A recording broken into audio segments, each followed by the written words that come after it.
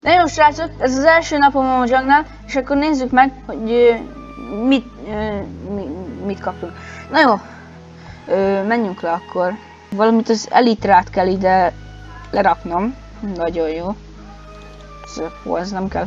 És elméletben ezeket a chestekbe be kell raknom ezeket szétszórtan. Hát akkor berakom szétszórtan. Na jó, és akkor ide meg valami érceket így. Na, jó. Ajándékot is szánok nek ajándékot. Wow!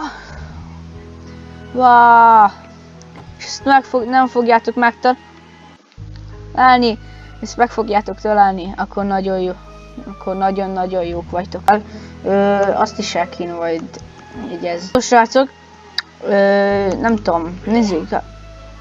Mi a tököm volt? Nem mindegy. Szóval nézzük át, hogy mi... mi ez a láda?